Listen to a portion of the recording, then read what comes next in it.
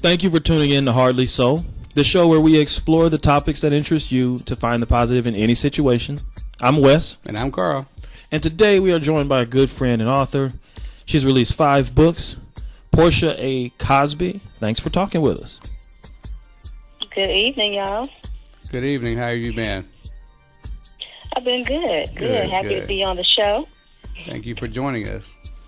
Perfect. Okay, so we want to go over a few current events. If you don't know, I am a Patriots hater, and the man that I worshipped for a time has announced his retirement. Eli Manning stepping away. I was never a fan of Eli's until they played in the Super Bowl. And funny story, the first Super Bowl that they beat the Giants was actually the next day after I got married. So I got married February 2nd, 2008. Super Bowl February 3rd. And I was so sure, remember this is the 18-0 Patriots. I was so sure that they were going to win that game.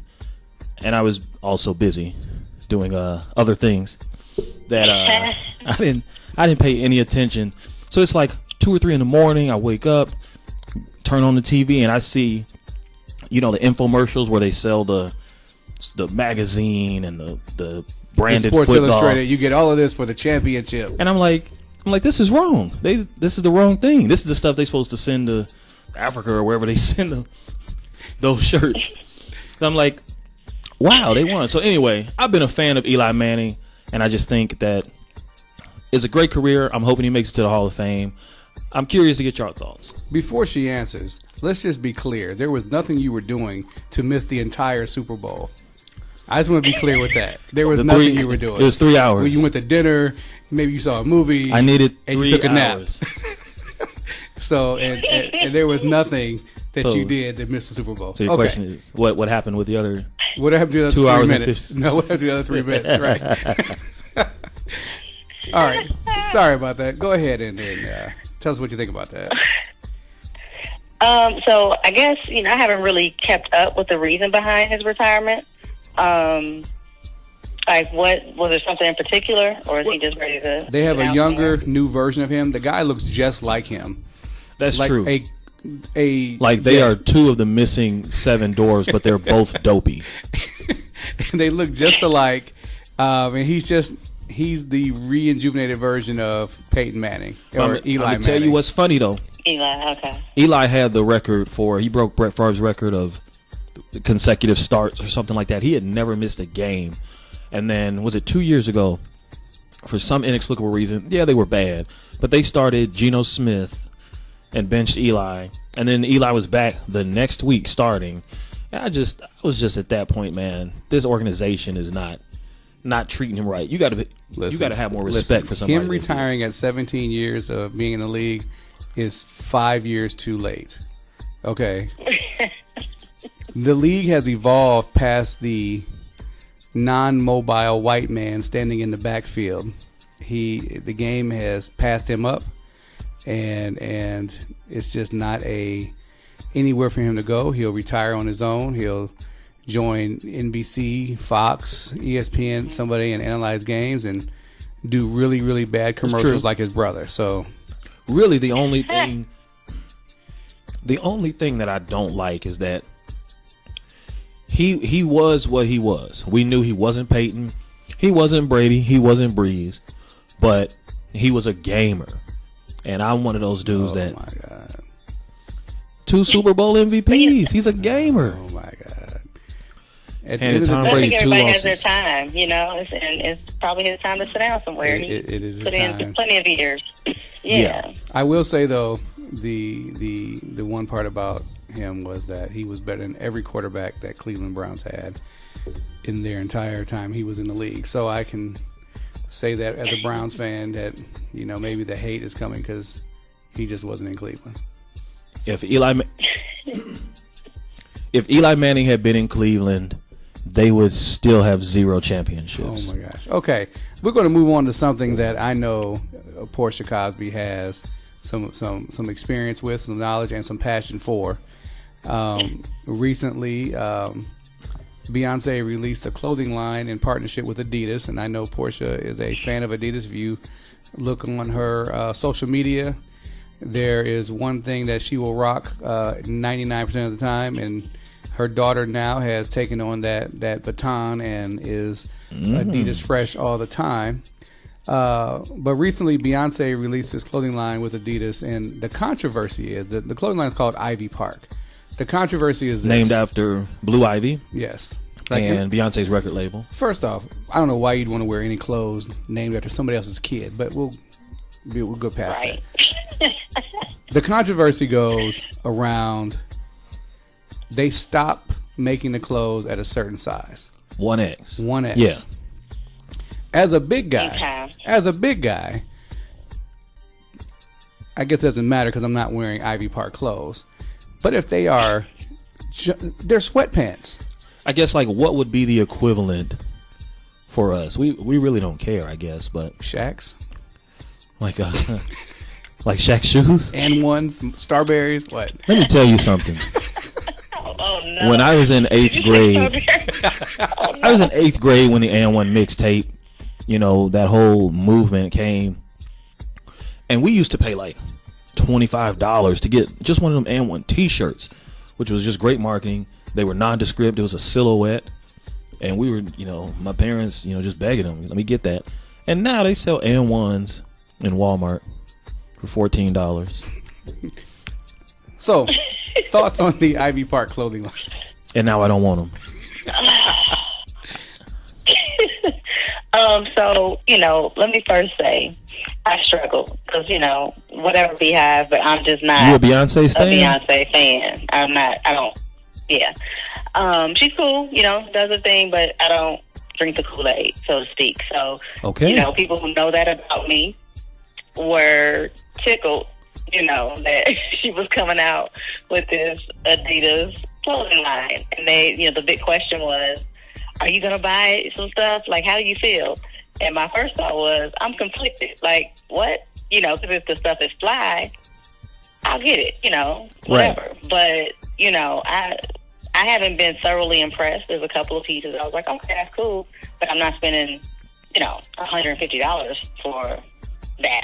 You know what I mean? Like, whether it's a sweatshirt or a pair of sneakers. Like, it's okay. As far as the sizing, I guess I can see both sides of that, So, if you're a bigger woman and you want to rock it, then, that's unfortunate because, you have that restriction, right? But I guess in the vein of this being, I guess athletic gear type of thing, I don't know if that's their convoluted thinking, that can't be in shape and larger, which is not true. Right. Or if you're trying to get in shape and want to wear some sweats or whatever, then hello, you would need your size. I don't know how I feel about that. I don't know that I'm surprised. Well, she's getting. Quite frankly, half of the stuff are like leotards. Like, yeah. I don't think anybody of any size should really be walking around in an Adidas leotard, but do you? If you like it, I love it. But she's getting, criticized because without the name Ivy Park, and Adidas already makes these. She's been with just the Adidas logo, and they go up lately, just 3X, representing that. So however you feel about her, why would you not make it? Because it's the same item with a different name. But she feels the way she feels, and she's unashamed about it. So if the question is, well, would a bigger woman want to wear some of the stuff that you've seen? And we know that societal standards are somewhat different place to place.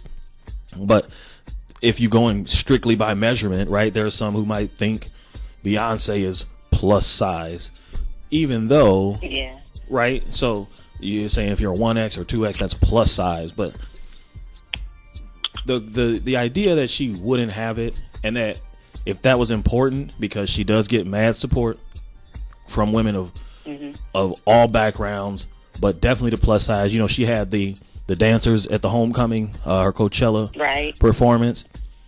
So it was, if you're cognizant of it, why drop the ball now? So I'm just on a personal note wondering, I always thought Beyonce was untouchable. Just everything would bounce off her, everything would, roll off her back, and she could do no wrong essentially. And so for people to kind of hold her, to the fire and make her, have to answer for this. Now she hasn't publicly made any statements, but I think it's something that she's going to have to address.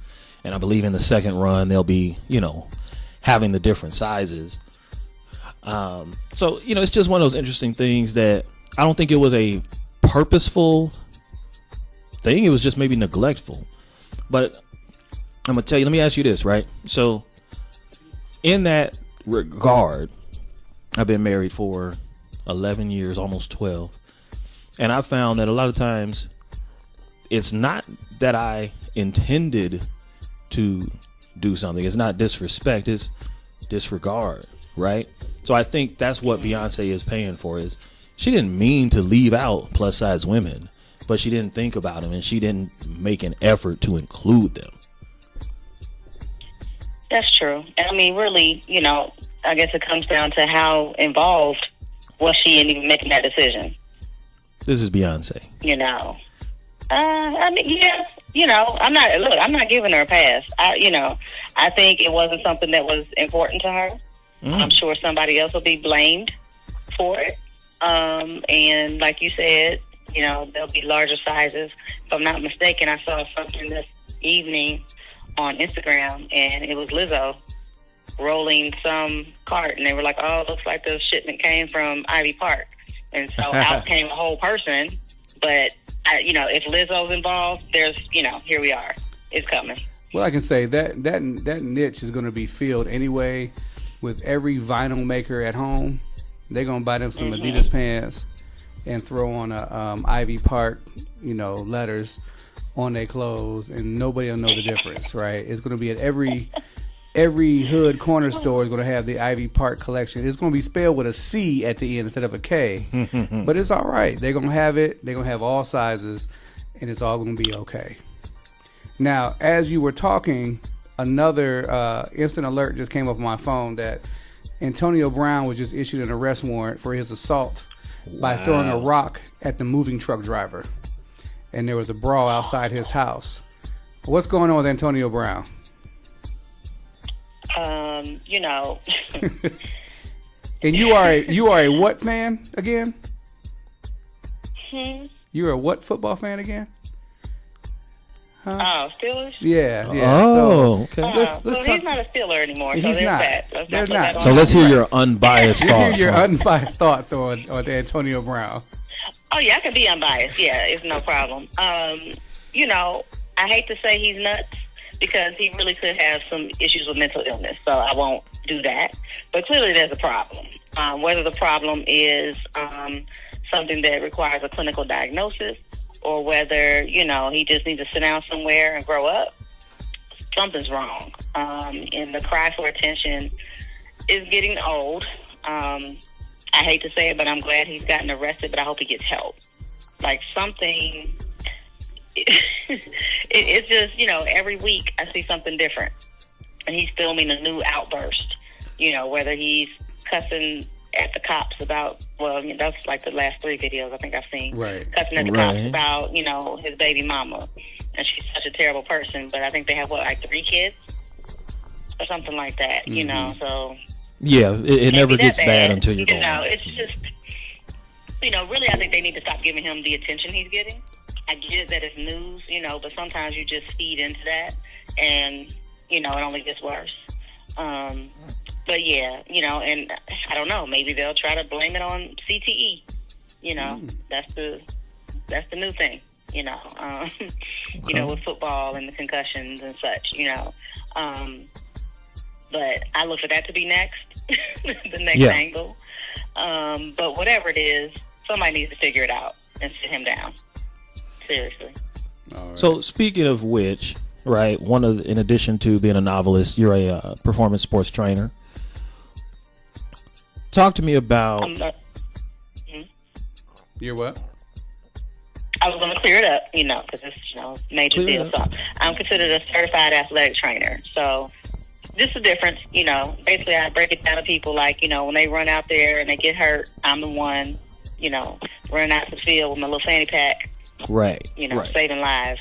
So, yeah. So that's kind of one of the things is a lot of people think that Antonio Brown was derailed when he got hit against Cincinnati by Vontaze Burfict. People are pointing to that and saying he experienced such a traumatic concussion that is the reason for his behaviors now. So talk to me about what you've seen.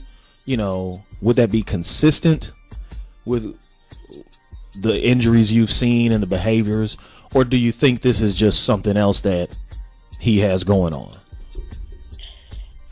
I think it could be possible. Some of the unpredictable and erratic behavior.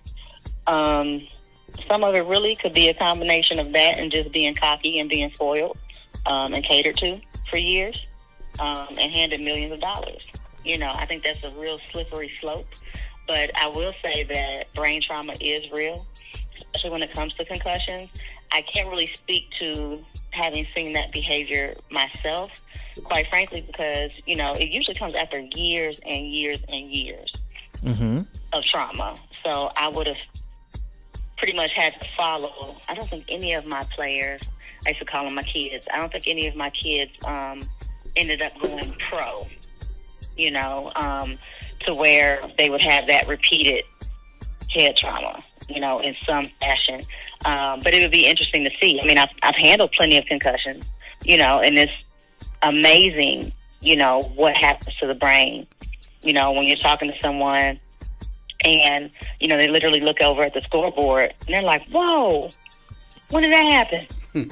Yeah. And they'll keep asking you the same question, and they mean it wholeheartedly every time, and it's hard to watch. You keep your game face on and try to get them through it and ask questions, and you see them go blank about something you discussed literally 20 minutes before in the training room, and so people don't really respect the rest that it takes after those types of injuries.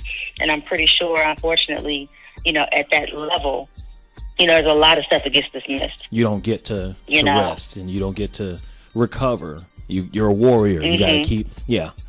I played 8 and really years. A lot of it is they're not told no, especially at that level. If the player insists on coming back, oftentimes everybody folds to it. Put them in the game. Yeah. You got to think that at some point they start to add up. I played 8 years of very much lower level football, and I was never diagnosed with a concussion, but even I knew, don't come out of the game, and say your head hurts, because that's you're asking to be benched. So when you got millions of dollars on the line, it would be understandable that you want to play through it, you want to toughen up, you want to, be a warrior. So we do know, of course, that you are a proud member of Zeta Phi Beta Sorority Incorporated. Yes, sir. All right. And tell everybody when you crossed over. I know I'm dating you. What's that? You said what? I can hear you. I said, I know I might be putting you on the spot and dating you.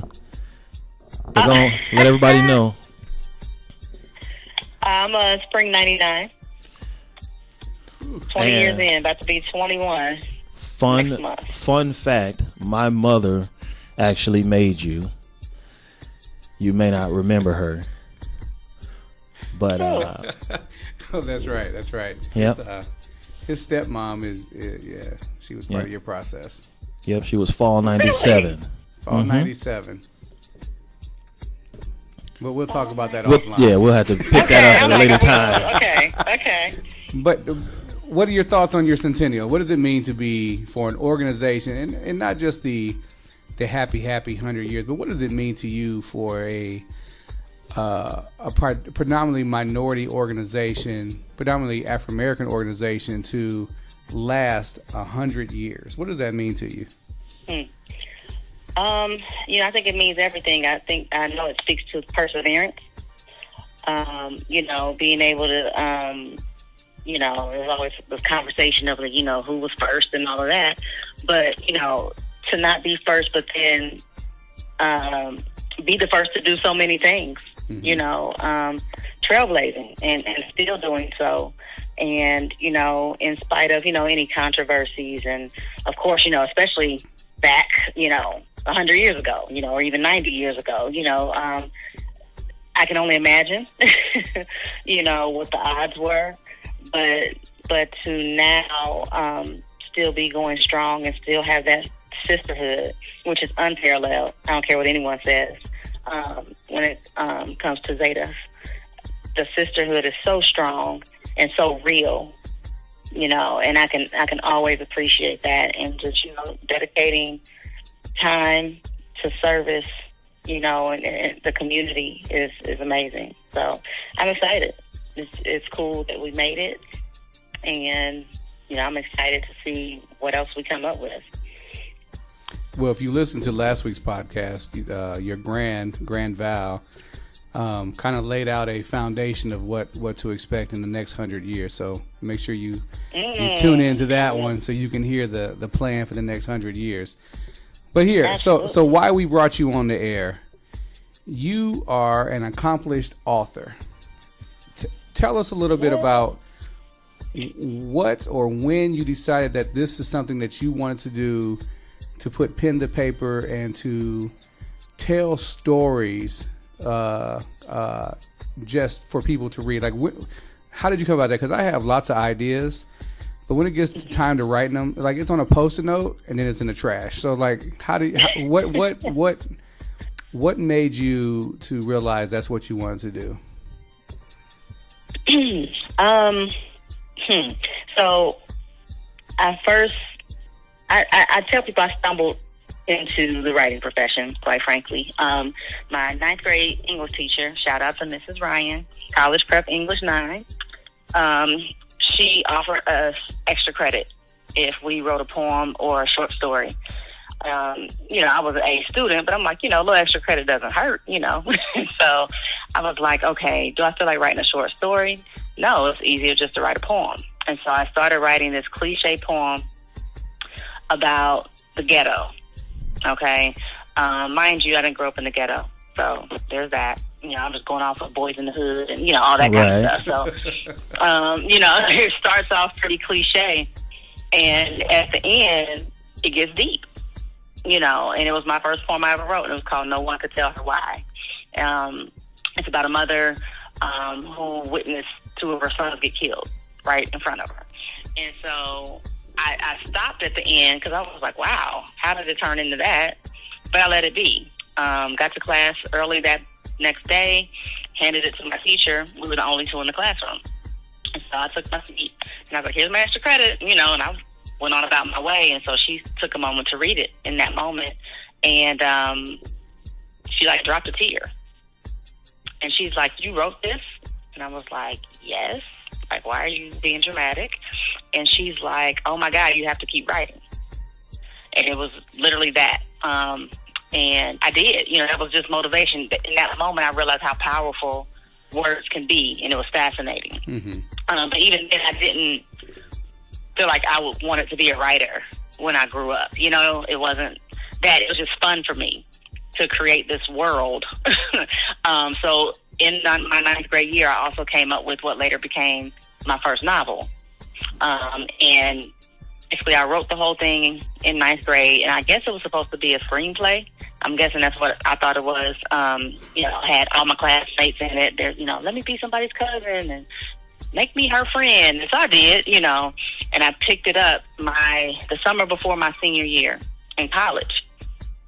I found it randomly, and I was like, this is still a good story. Needs some polishing, but I still want to make this a reality. And I knew that I couldn't just go out and film a movie. And so I said, well, what if it was a book? What if I made it into a novel? And I literally took a notebook and my mechanical pencil and started writing. And I was just like, here we go. And that's really how it all began. So that would have been, summer of 2001? Wow. Yeah. Wow.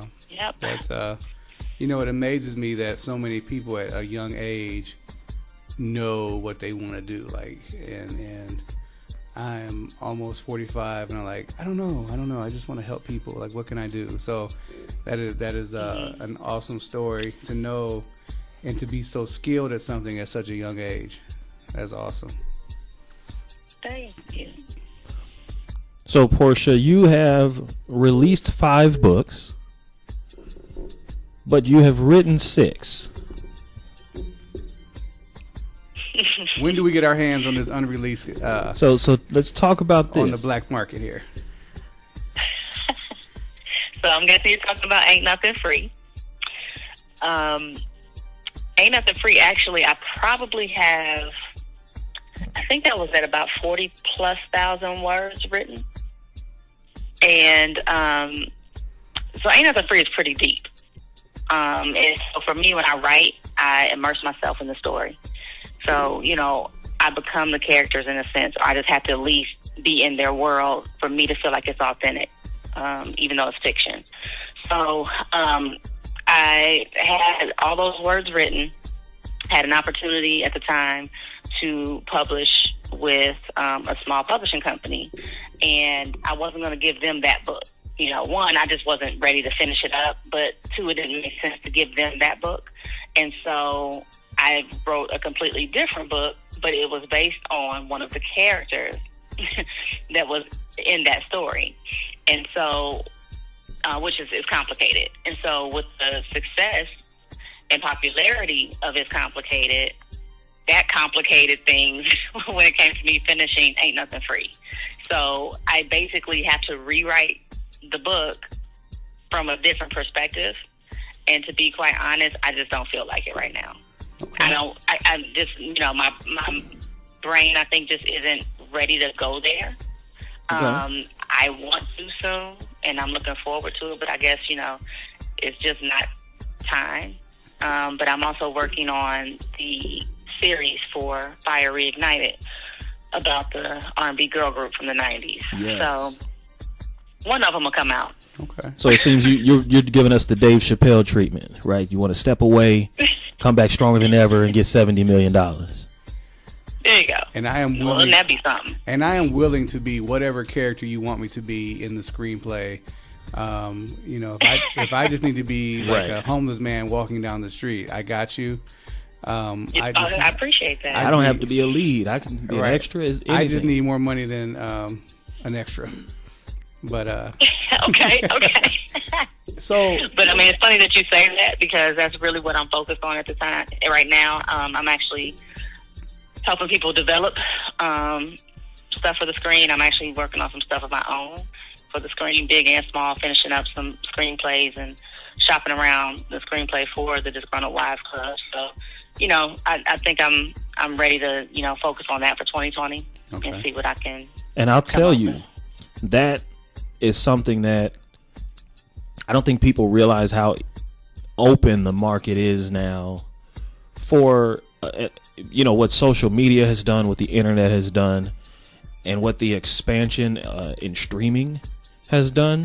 Mm-hmm. Where a book like that can be adapted, or you can get something to screen, whereas in the old days, right, we're sounding old, right? In the old days, 10 years ago, it was much more difficult. It just was unheard, TV or, but literally everyone is making content, and it's becoming easier and easier to put that work out there. So you talked about how you get into a book, how you immerse yourself, put yourself in the mindset of the characters.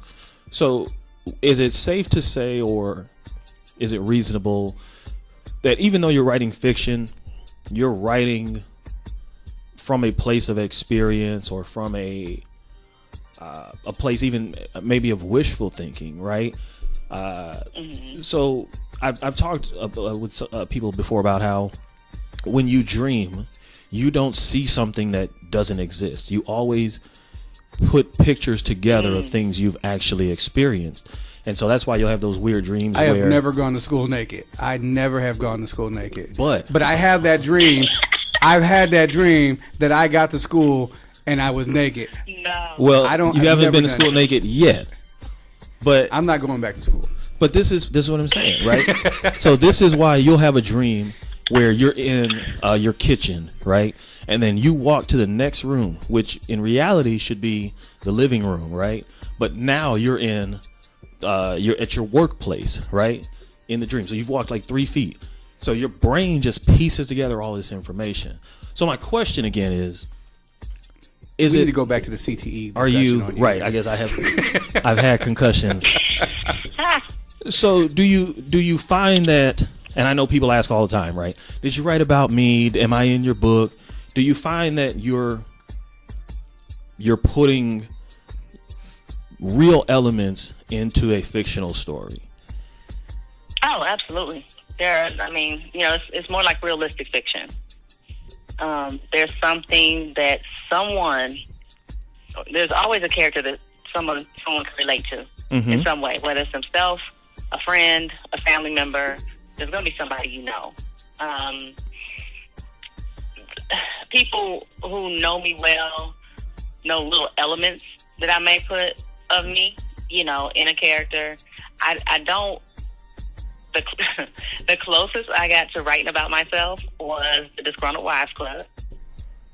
To the point where, I had friends calling me like, girl, did you read this? You put him on blast. But, it was cathartic. That was my most cathartic writing experience. Absolutely. Hands down. So I do tell people that. But there's always going to be some realism, because it's just, I'm talking about love and life and relationships and, drama, but not over the top either, and that's what's pretty cool about it. And I want to write so that people can relate to it, because to me, that's what makes it entertaining. That makes you keep turning the page when you find something that you can connect to. I don't want to mislead you that I've read one of the books from cover to cover, because I am not a reader. But what I do as I have read portions, and what I do like is that when people look at what they call, urban authors or that, they put it into a genre. This doesn't fit that, right? I wrote a book. I had somebody I know wrote a book about life in St. Louis, right? And it was the worst put together book of like trying to be so hip hop, so urban, so quote unquote real, that the book was terrible. Okay. And then you've seen these books on Facebook, like Pregnant by my gay uncle's brother's best friend. Mill. Yes. So I appreciate. When are you gonna write? When are you and Quan gonna do a collaboration? Did you hear that question? When are you and Quan Mills going to do a collaboration project? Oh, wow. Hardly so. I mean, that would be hot. Wow. But, we write differently, so I don't know that would work. You have to do what makes sense when you collab. So we're starting a series of podcasts really talking with people we know who have ventured out to start their own business with this business mind. What words of advice would you give someone who is aspiring author who wants to get started? What words of advice would you give them to move into getting started and writing a book? Respect the craft. That's number one. If you respect it, you'll research. You'll do the work to see what it takes. Invest in yourself and what you're trying to do. It takes money to make money. It doesn't take a ton. You got to be smart about it. That's where your research comes into play. Those will be the key things. Respect the craft, do your research, and invest in yourself. And it's a hustle. It is definitely a hustle. anytime you consider quitting your 9 to 5 to do something that you're passionate about, you definitely have to make sure you're able to hustle. My next question to go along with that, when you decided that like you wanted to do this, who did you draw inspiration from to decide, when I write, this is who I want to be like, or the epitome of this is if I meet this person or this person says your book is excellent? Who was that person? So I never aspired to write like anyone. The person who moved me most would be Terry McMillan with her writing. I love that she does what she wants. She writes the way she wants to write. I forget what book it was, but she literally has a book that the chapter is like one sentence. Oh, wow. Next. Right? You know what I mean? I love that. And I always have. Like, I'm like, oh my God, yes. You do what you want. You know, it's your book. And if you have a reason behind it, go for it. So I've always admired that about her, and I've admired her wit. And so for me, I don't know, it just came off as very authentic, and I just wanted to be authentic in my writing. And so it's interesting that you said, you know, like somebody that, you know, I wanted to basically be like, hey, you know what? That's good work, or, you know, whatever. I ended up meeting her. The connection was made on Twitter. Oh, okay. Back when Disgruntled was out. Right. And she was only following at the time, maybe like 40-something people, if I'm not mistaken. I saw that she was on there, and I'm like, what? You know, reached out blindly and was like, hey, you know, loved your work forever. I can say now I'm a fellow author. Follow me, please. Smiley face. Totally didn't think she was going to respond. Next thing I know, got the alert that she was following me. And I'm like, what? Wow. And you know, you that was are enough on to her. me, right?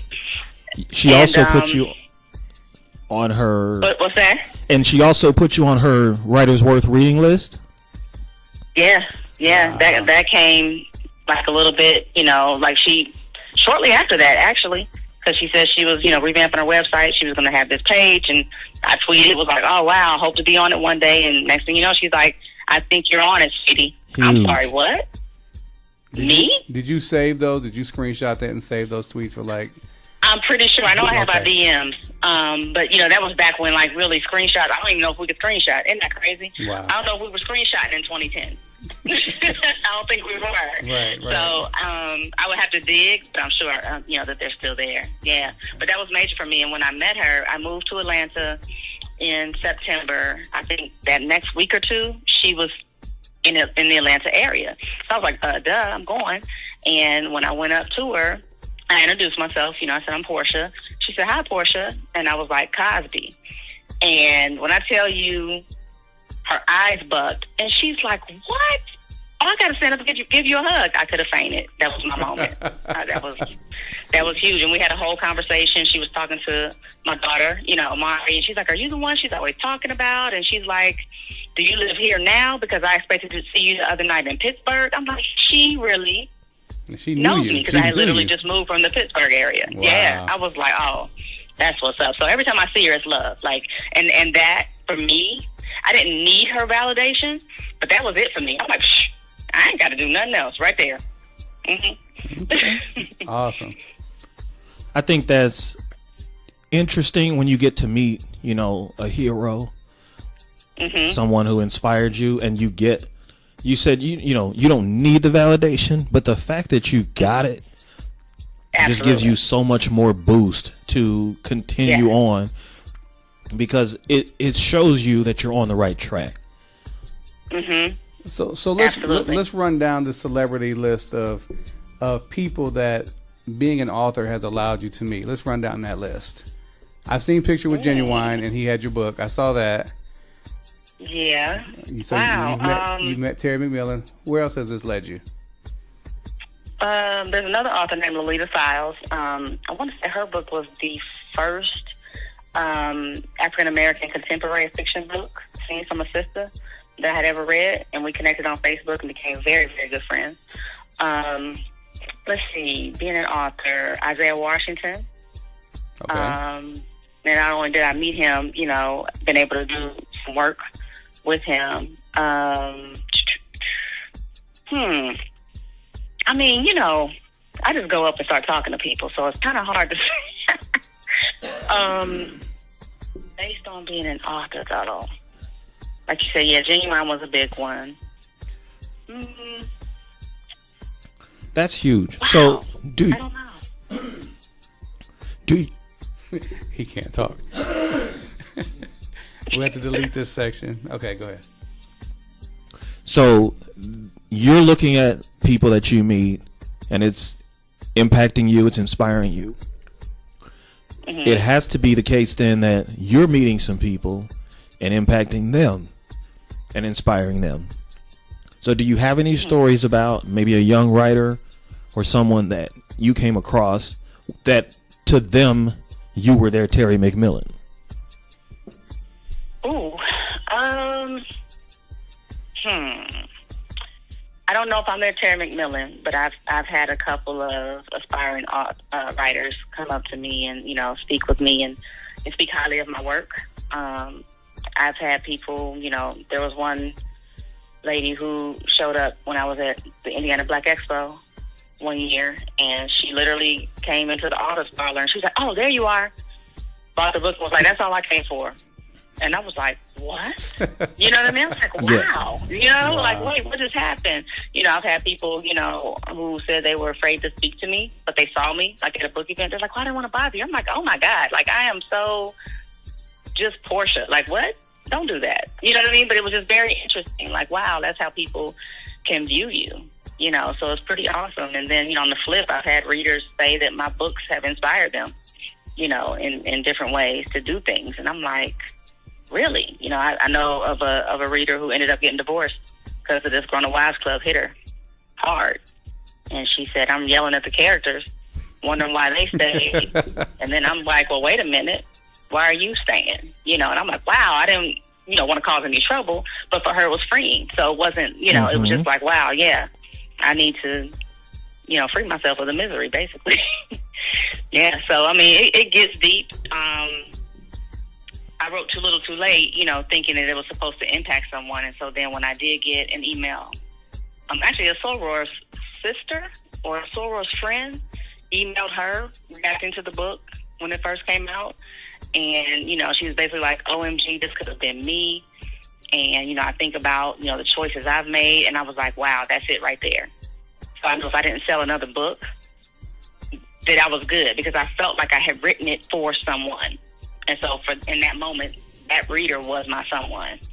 And I felt like my purpose was good. Was set. I didn't set out to keep writing. I just was like, okay, let me make this a book, because I couldn't just go make a movie. Right. You know. Mm-hmm. And you did go to film school, and so you've had that training, and now we're just all waiting on the actual contract to get inked and for us to all have roles in the movie. We need that 70 mil. Right. So, all right, we're gonna go with some quick hit rapid fire questions. All right. Okay. All right. First, you've seen the Aaron Hernandez documentary. Mm-hmm. Give us your thoughts, because I've seen it too, and Okay. it's a lot. It's a lot. I think he was a sociopath. You know, to be involved in murders in whatever capacity, and just go home and, you know, chill and hold your baby and do whatever like nothing happened. It's very interesting. You know, the other stuff that they're spinning about the narrative about his sexuality, not sure. You know, I don't care either way. You know, but he was out there taking lives, and that's just and going out and playing football like he didn't. So that was just really, really interesting in the narrative about, you know, the CTE. I think it should be explored, but can we blame his behavior? I don't know. Do you think? I know we kind of touched on. Do you think that the CTE thing? I know it is a real issue, but just like we talked about with Antonio Brown, is it starting to become a crutch for football players that we're just going to excuse behavior with CTE? Is that something like a trend? I think it can become one, you know, if people let it. There's a lot of football players who have had major concussions and such that aren't out there behaving, erratically. And so, how do you explain that?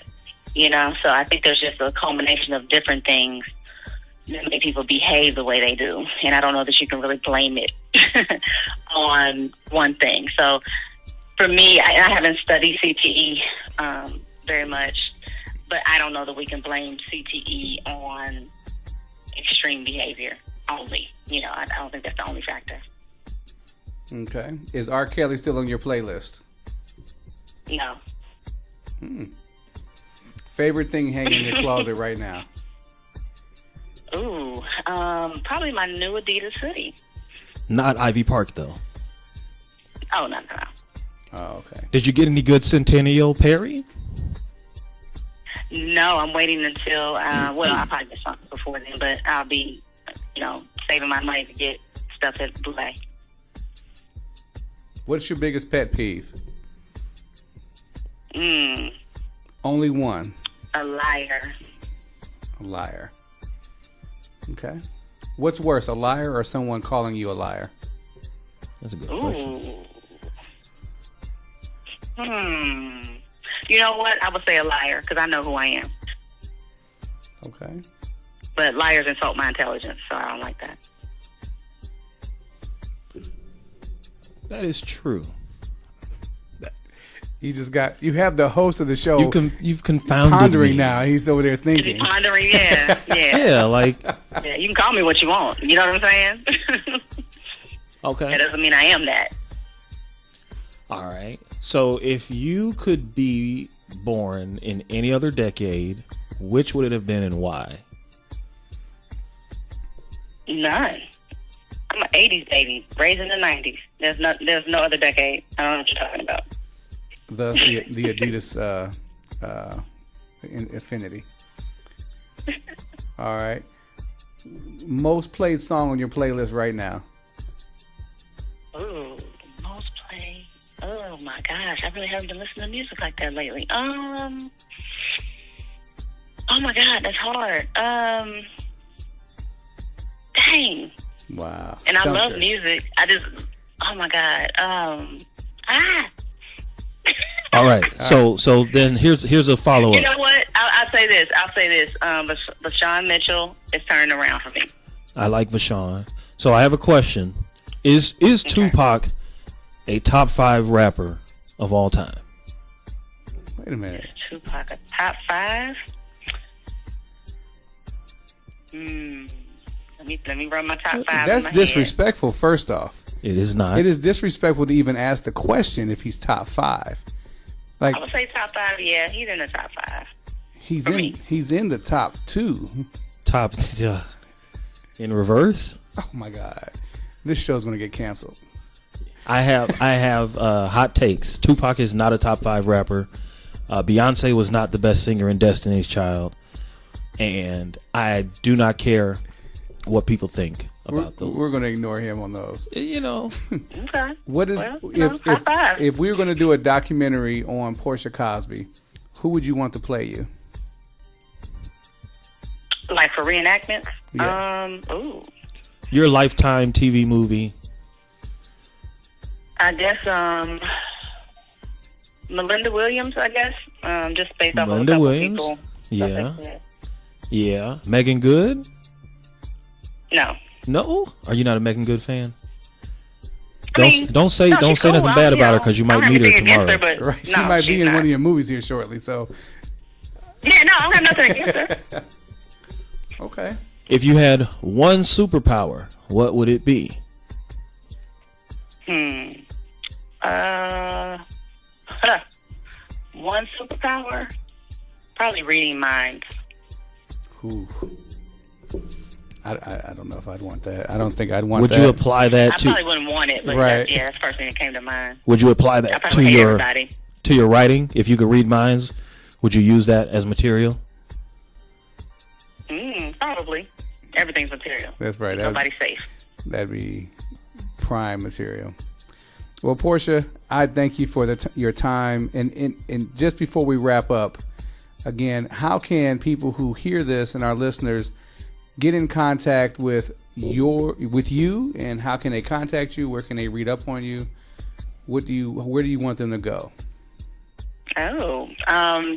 Follow me on social media. I'm very active. I am Portia Cosby, all one word, on Instagram. Same thing on Twitter. Facebook, of course. You can find me at Portia A Cosby. Some people are blessed to get on the Portia Cosby page. What else? My website, again, www.portiacosby.com. I'm a little bit everywhere. Okay. Not hard to find. All right. And any last things you want to listen to know before we sign off?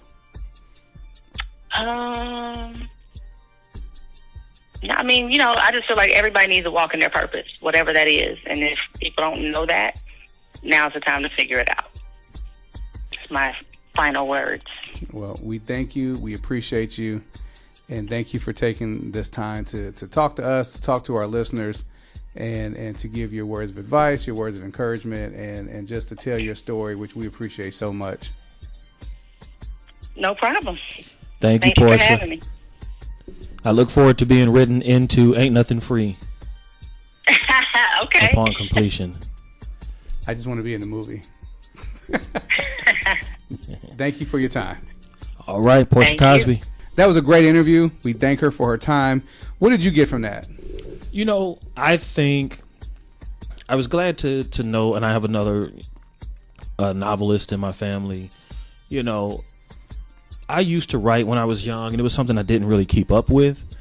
But when she talked about the catharsis she got in some of her works, particularly because, again, she put herself in a certain mind frame to be able to write these books, that kind of spoke to me. It was there was a certain time where I had a journal, I guess you could call it, but to put we always have these thoughts and we have feelings, and the ability to be able to put out what's on the inside allows you to refuel. You get to release and then refuel, and I thought that was impressive. Okay. One question for you. If you were to write a book right now, what would the title be and what would it be about? That is tough. Maybe that's the title. I don't know. I'll tell you mine. White and Black America. And just talk about my experience growing up, not knowing this many white people even existed, and not knowing much about my culture, not knowing much about my people. And then when I got to college, being in total culture shock. Well, the culture that they stole from different countries as they raped and pillaged throughout the world. But But again, not knowing that many white people even existed, I would buy that, was a culture shock to me when I got to college. So if there's any publicists that are listening to this show, reach out to me. I wouldn't mind putting pen to paper. I have several chapters already written in my mind. I just can't put it on paper. I hadn't thought about that. I'll have to really put some thought into it. But I think this was I'd love to write something. I think this was a great addition as we do these segments for people who want to start their own business. This is still January, still the new year, people wanting to do something different with their lives.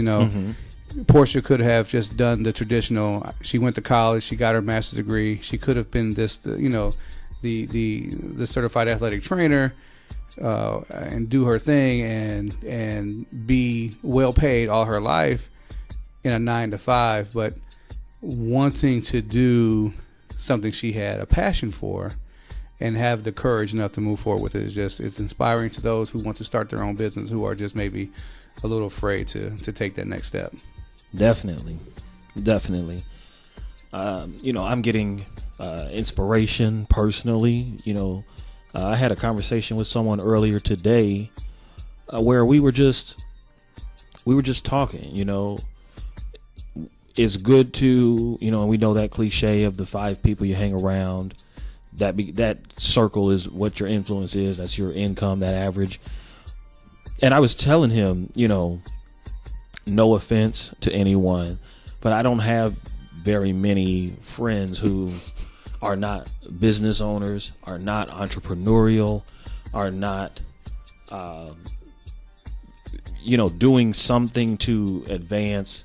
And if you're a 9-to-5er and you want to do that for 30 years, great. And if that makes you happy, great. But I was just saying that for what I think, for what I feel is my journey, I surrounded myself, with people of a like mind. So when he and I were talking, he was just throwing stuff out. You don't think it's profound, but it can impact someone. So having these conversations is great because you get to see, how each of these individuals approaches. Please like and subscribe to our Facebook and YouTube to make sure you have notifications turned on so you know when we post new content and contests first. Yes, we are giving away another Echo Dot 2. So to enter, all you need to do is subscribe to our YouTube channel. You just search Hardly So Podcast and click on subscribe. We'll enter in and draw for an Echo Dot once we hit 100 subscribers. And make sure you hit the bell to get the notifications that, we may post random podcasts, maybe something happened in current events. So you want to make sure you're on the cusp of getting all that information. All right. So thank you, and we will see you next week on Hardly So. Next week.